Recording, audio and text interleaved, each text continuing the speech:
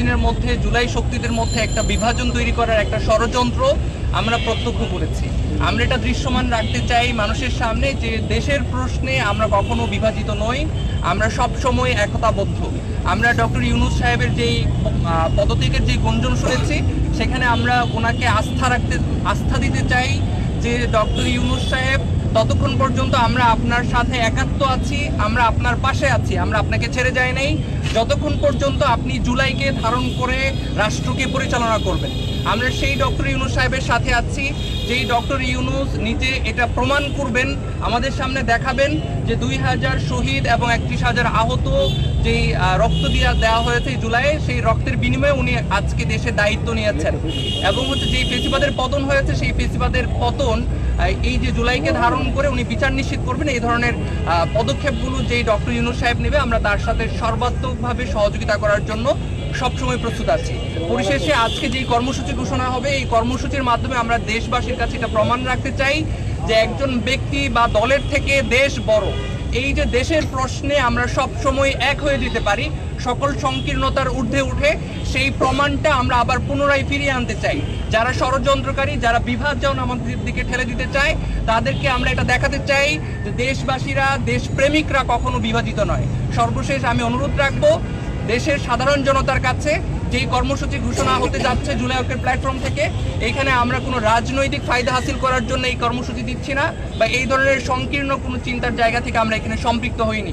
জুলাই ঐক্যের এই আহ্বানে জুলাইকে আবারও ধারণ করে দেশপ্রেমের যেই চেতনা আছে, সেই চেতনাকে প্রমাণ দেওয়ার জন্য হলেও আমরা যে দেশের প্রশ্নে ব্যক্তি এবং দলের সংকীর্ণতার ঊর্ধ্বে উঠে এক হতে পারি, সেই প্রমাণ দেওয়ার স্বার্থে আমরা সবাই আবারও এই কর্মসূচিতে স্বতঃস্ফূর্তভাবে অংশগ্রহণ করব, সেই প্রত্যাশা এবং তাতে আহ্বান রেখে আমার কথা শেষ করছি। আসসালামু আলাইকুম রহমতুল্লাহ।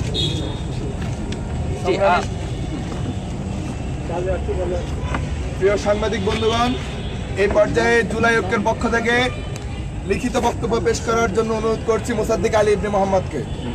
প্রিয় সাংবাদিক বন্ধুগণ, জুলাই অভ্যুত্থানের পর থেকে জাতিকে বিভিন্নভাবে বিভাজিত করার ষড়যন্ত্র চলছে। ভারতীয় প্রক্সি স্বৈরাচার খুনি হাসিনা পালিয়ে গেলেও তার রেখে যাওয়া দোসররা এখনও দেশের গুরুত্বপূর্ণ স্থানে বসে আছে। গতকাল আমরা দেখেছি বিরক্ত হয়ে পদত্যাগ করার সিদ্ধান্ত নিয়েছিলেন জুলাইয়ের রক্তের উপর প্রতিষ্ঠিত অন্তর্বর্তীকালীন সরকারের প্রধান উপদেষ্টা ডক্টর মোহাম্মদ ইউনূস। এর জন্য মূলত এই ভারতীয় দোসর এবং আওয়ামী ফ্যাসিবাদের দোসররাই দায়ী, যারা মূলত বিভিন্ন সেক্টরগুলো থেকে দেশকে অস্থিতিশীল করার জন্য চেষ্টা চালাচ্ছে। গণ অভ্যুত্থানের পর থেকে রাজনৈতিক দলগুলোর উচিত ছিল সরকারকে সহযোগিতা করা, প্রয়োজনীয় সংস্কার শেষ করে জাতীয় নির্বাচনের দাবি করা। কিন্তু আমরা দেখেছি রাজনৈতিক দলগুলো সহযোগিতা না করে জুলাইয়ের সরকারকে গলা টিপে ধরেছে। 5 আগস্টের পর বৈষম্য বিরোধী ছাত্র আন্দোলনকে ভেঙে যখন বিভিন্ন রাজনৈতিক দল এবং প্ল্যাটফর্ম তৈরি করা হলো, তখন থেকেই জুলাই শক্তির মধ্যে ফাটল ধরেছে। আমরা সেই ঐক্য ফিরিয়ে আনতে চাই। দেশকে একটি অস্থিতিশীল পরিবেশ তৈরি করতে দেশ ও দেশের বাইরে থেকে নানা ধরনের ষড়যন্ত্র চলছে। ভারতের সঙ্গে মিলে খুনি হাসিনা বাংলাদেশের রাজনৈতিক শৃঙ্খলা নষ্ট করছে। ভারতীয় এজেন্টরা জুলাইয়ের শক্তিগুলোর মধ্যে ফাটল তৈরির বিভিন্ন ধরনের অপচেষ্টা চালিয়ে যাচ্ছে। গত 10ই মে আইন উপদেষ্টা আসিফ নজরুল বলেছিলেন আগামী 30 কর্মদিবসের মধ্যে জুলাই বিপ্লবের ঘোষণাপত্র ঘোষণা করা হবে। আমরা দেখতে পাচ্ছি তারপর থেকেই ভারতপন্থী দলগুলোর পাগলের মতো ছোটাছুটি করা শুরু করছে। একদিকে ভারত, অপরদিকে দেশে থাকা দিল্লিপন্থীরা সরকারকে চাপ দিচ্ছে। আমরা ভারতীয় প্রক্সিদের স্পষ্ট ভাষায় বলে দিতে চাই, 30 কর্মদিবসের মধ্যে জুলাই ঘোষণাপত্র প্রকাশ না হলে পরবর্তী পরিস্থিতির জন্য উপদেষ্টা পরিষদের সদস্য এবং তাদের সহযোগিতা করা রাজনৈতিক দল বা সংগঠনকে দায়ভার নিতে হবে। প্রধান উপদেষ্টা ডক্টর ইউনূসের হাতকে আরও শক্তিশালী করতে জুলাই ঐক্য মনে করছে সরকারের উপদেষ্টা পরিষদের আমূল পরিবর্তন প্রয়োজন। উপদেষ্টা পরিষদের যে সকল সদস্যরা ভারতীয় এজেন্ডা বাস্তবায়নে নিজেকে ব্যস্ত রেখেছে, তাদের চিহ্নিত করে দ্রুততম সময়ের মধ্যে তাদের বিরুদ্ধে ব্যবস্থা গ্রহণ করতে হবে এবং উপদেষ্টা পরিষদকে পুনর্গঠন করতে হবে। আমরা জুলাই ঐক্য থেকে ঘোষণা দিতে চাই, জন্মভূমির স্বার্থে জুলাই যোদ্ধারা আবারও রক্ত দিতে প্রস্তুত। আগ্রাসন রুখতে একটি বৈষম্যহীন বাংলাদেশ গড়তেই জুলাই ঐক্যের পথ চলা অব্যাহত থাকবে। এ পর্যায়ে আমাদের জুলাই ঐক্যের দেশের সার্বিক এই পরিস্থিতিতে, অস্থিতিশীল পরিস্থিতিতে জুলাই ঐক্যের পরবর্তী কর্মসূচি ঘোষণার জন্য আহ্বান জানাচ্ছি জুলাই ঐক্যের অন্যতম সংগঠক এবি জুবায়ের।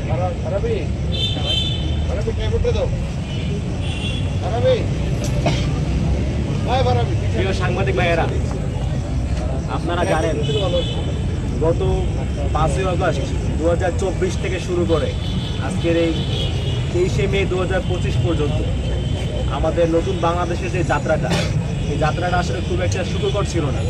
আপনারা জানেন এই যাত্রার প্রতি পদে পদে রয়েছে আমাদের কাঙ্ক্ষিত বাংলাদেশ দেখতে না পাওয়ার যে আশা ভঙ্গ হওয়ার ব্যাপার, রয়েছে বারবার হতাশ হওয়ার ব্যাপার, রয়েছে বারবার আশা ভঙ্গ হওয়ার একটা যন্ত্রণা, আরও রয়েছে কিছু মানুষের গাদ্দারের ইতিহাস। তো সব কিছু মিলিয়ে নতুন বাংলাদেশটাকে আমরা যেও দেখতে চেয়েছিলাম তার আসলে স্মৃতি ভাগ্য পূরণ হয় না। আপনারা জানেন জুলাইতে বাংলাদেশে একটা অপূর্ব জাতীয় ঐক্য হয়েছিল। দেশের সকল সংগঠন, সকল রাজনৈতিক দল, সকল মহল, সকল গ্রুপ, তারা হচ্ছে তাদের যে ব্যক্তিগত স্বার্থ বা দলীয় স্বার্থ এগুলোকে কম্প্রোমাইজ করে সবার আগে প্রাধান্য দিয়েছিল দেশের স্বার্থকে। তো এরকম একটা জায়গা থেকে জুলাইতে আমাদের মধ্যে একটা অপূর্ব ঐক্য হয়েছিল যে সবার আগে বাংলাদেশ, দেশের প্রশ্নে কোনো আপোষ নয়, কোনো দলীয় স্বার্থ নয়, কোনো ব্যক্তিগত স্বার্থ নয়। তো আমাদের যে অপূর্ব ঐক্য সেটা নিয়ে আমাদের যাত্রা শুরু হওয়ার কথা ছিল 5ই আগস্টের পর থেকে, কিন্তু নানা ঘটনায়, নানা চক্রান্তে, নানা ষড়যন্ত্রের বলি হয়ে আমাদের নতুন বাংলাদেশটা আমাদের সম্মুখে যে রকম একটা আশা আকাঙ্ক্ষার প্রতীক হয়ে দাঁড়িয়েছিল তার প্রত্যাশা পূরণের জায়গায় তার আসলে প্রাপ্তি খুবই অল্প আসলে। আমরা যেমনটা চেয়েছিলাম তার আসলে কিছুই পাই নাই। তো এরই মধ্য দিয়ে অভ্যুত্থানের পরে 10টা মাস হয়ে গেল। আমরা আমাদের জুলাইয়ের যে প্রধান দাবিগুলো ছিল যে জুলাইতে যারা হচ্ছে আমাদের উপরে গণহত্যা চালিয়েছে তাদের একটা দৃশ্যমান বিচার করতে হবে, এদেরকে দলগতভাবে নিষিদ্ধ করতে হবে।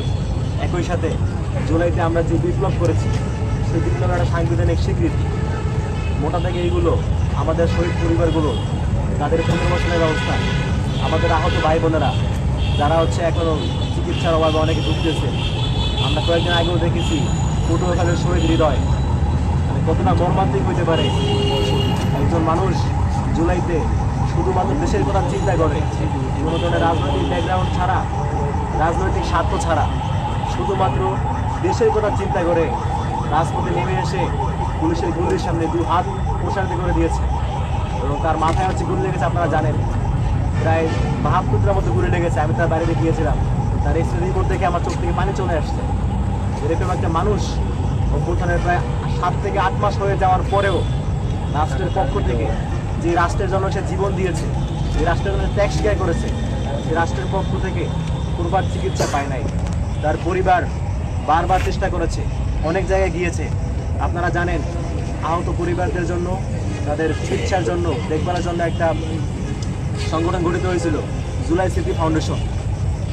শহীদ হৃদয়ের বড় ভাই স্মৃতি ফাউন্ডেশনে গিয়েছে বারবার, সেখানে গিয়ে তারা অনেকবার চেষ্টা করেছে ওখানে যারা দায়িত্বশীল তাদের সাথে কথা বলার জন্য, কিন্তু তাদের দেখা পর্যন্ত পায় নাই। নানা জায়গায় ঘুরেও যখন চিকিৎসার ব্যবস্থা করতে পারতেছিল না, তখন শহীদ হৃদয়ের রিক্সা চালক বাবা, তার উপার্জনের একমাত্র অবলম্বন রিক্সাটা এবং পরিবারের যে 2টা গাভী ছিল গরু, সেই গাভী বিক্রি করে দিয়ে ঢাকা মেডিকেলের চিকিৎসার চেষ্টা করেছিলেন। সেখানকার ডাক্তাররা হৃদয়ের মাথা থেকে 2টা বুলেট বের করতে পারছিল, আর বাকিগুলো বের করতে পারতেছিল না তাদের যন্ত্রপাতির অভাবে। তারা বলেছিল বিদেশে নিতে হবে, অথবা বিদেশে নিয়ে চিকিৎসা করলে আমাদের শহীদ হৃদয়, সে আর তার নামের আগে আজকে শহীদ বলতে হতো না। কিন্তু টাকার অভাবে, অর্থের অভাবে তাকে বিদেশে নিয়ে যেতে পারে নাই তার পরিবার। তার কিছুদিন পরে মাথায় বুলেট নিয়ে মৃত্যুর সাথে লড়াই করে হেরে যায় আমাদের শহীদ হৃদয়।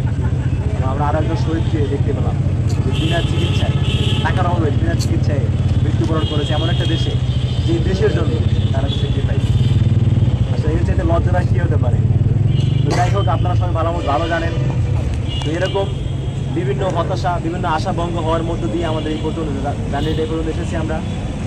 এই পর্যন্ত এসেও এখনও পর্যন্ত দেশের অবস্থা খুব একটা স্থিতিশীল নয়। আপনারা জানেন নানা জায়গা থেকে ষড়যন্ত্র হচ্ছে, নানা মহল চক্রান্ত করছে, কেউ দিল্লির প্রেসক্রিপশনে, কেউ ওয়াশিংটনের প্রেসক্রিপশনে। তো সেই জায়গা থেকে যখন এরকম নানামুখী চাপে গতকাল আপনারা দেখেছেন দেশ জুড়ে একটা গুঞ্জন চাউর হয়েছিল আমাদের প্রধান উপদেষ্টা, 18 কোটি মানুষের একজন উপদেষ্টা ডক্টর মোহাম্মদ ইউনূস, যার প্রতি বিশ্বাস রেখে আমরা নতুন বাংলাদেশ স্বপ্ন দেখেছিলাম। সেই মানুষটা গতকাল এক পর্যায়ে বিরক্ত হয়ে বলেছিলেন যে আমি পদত্যাগ করবো, এরকম একটা গুঞ্জন করে চাউর হয়েছিল। তো সব কিছু মিলিয়ে দেশের এই অস্থিতিশীল অবস্থায় আমাদের তো কিছু করণীয় আছে। আপনারা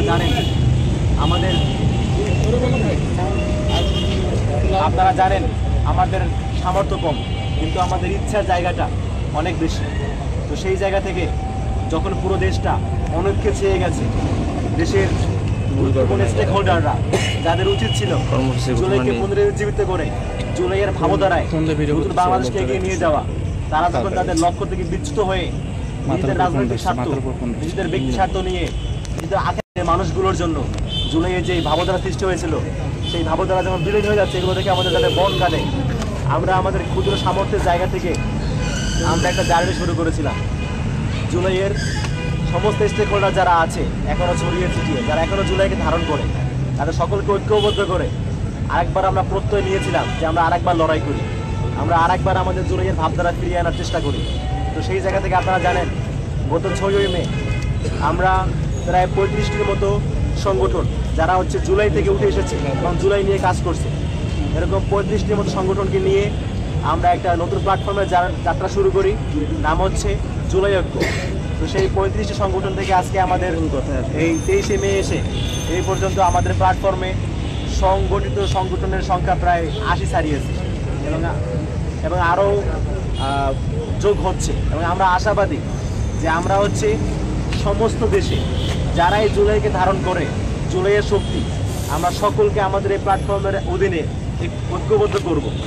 শুধুমাত্র যারা জুলাইয়ের গাদ্দার, যারা জুলাইয়ের সাথে বেইমানি করে নিজেদের স্বার্থকে প্রাধান্য দিয়েছে, তাদেরকে বাদ দিয়ে যারা প্রকৃতপক্ষে বাংলাদেশপন্থী, যারা জুলাইকে ধারণ করে, আমরা সকলকে সাথে নিয়ে নতুন করে আবারও একবার ঐক্যবদ্ধ হয়ে লড়াই করার প্রত্যয় নিয়েছি। তো সেই জায়গা থেকে আমরা দেশের এই অস্থিতিশীল পরিস্থিতিতে আমরা আমাদের কিছু করণীয় মনে করছি সবাইকে ঐক্যবদ্ধ করার স্বার্থে। তো সেই জায়গা থেকে হচ্ছে আমার একটা কর্মসূচি ঠিক করেছি। আমাদের এই পর্যায়ে হচ্ছে আমি আমাদের পরবর্তী কর্মসূচি ঘোষণা করছি। আমাদের পরবর্তী কর্মসূচি হচ্ছে আগামী 25শে মে রোববার বিকাল 3:30টায় জুলাইয়ের সকল শত্রুকে, জুলাইয়ের সমস্ত শক্তিকে ঐক্যবদ্ধ করে ভারতীয় ষড়যন্ত্র রুখে দিতে শাহবাগে আমরা প্রতিবাদ সমাবেশ করব। আগামী 25শে মে রবিবার বিকাল 3:30টায় সারা দেশের সমস্ত জুলাইয়ের শক্তিকে ঐক্যবদ্ধ করে দেশ বিরোধী চক্রান্তের বিরুদ্ধে, ভারতীয় আধিপত্যবাদের বিরুদ্ধে, দেশকে অস্থিতিশীল করার যে একটা ব্যাপার চলছে সেইটার বিরুদ্ধে এবং আমাদের অনৈক্য নষ্ট করার যে চক্রান্ত চলছে তার বিরুদ্ধে আমরা একটা প্রতিবাদ সমাবেশ করব। সেই প্রতিবাদ সমাবেশ হবে শাহবাগে আগামী 25শে মে রোববার বিকাল 3:30টায়। এবং এই সমাবেশকে বাস্তবায়ন করতে আমরা আগামীকাল অর্থাৎ 24শে মে থেকে আগামী 30 তারিখ পর্যন্ত সারা দেশে সমস্ত জুলাইয়ের শক্তিদেরকে ঐক্যবদ্ধ করার জন্য অনলাইনে এবং অফলাইনে আমরা ক্যাম্পেইন চালাবো। অর্থাৎ আগামী 25শে মে আমাদের যে প্রতিবাদ সমাবেশ শাহবাগে অনুষ্ঠিত যাচ্ছে, সেই সমাবেশকে সামনে রেখে সারা দেশের সমস্ত জুলাইয়ের শক্তিকে ঐক্যবদ্ধ করার জন্য আগামী 25শে মে পর্যন্ত আমরা হচ্ছে আগামী 30 তারিখ পর্যন্ত আমরা হচ্ছে অনলাইনে এবং অফলাইনে এবং আমাদের সাধ্যমতো সকল উপায়ে সকল জায়গা থেকে আমরা ক্যাম্পেইন চালাবো এবং সবাইকে সাথে নিয়ে ইনশাআল্লাহ আগামী 25শে মে রবিবার বিকাল 3:30টায় ঢাকার শাহবাগে জাতীয় জাদুঘরের সামনে আমরা আমাদের প্রতিবাদ সমাবেশ করব। ধন্যবাদ সবাইকে।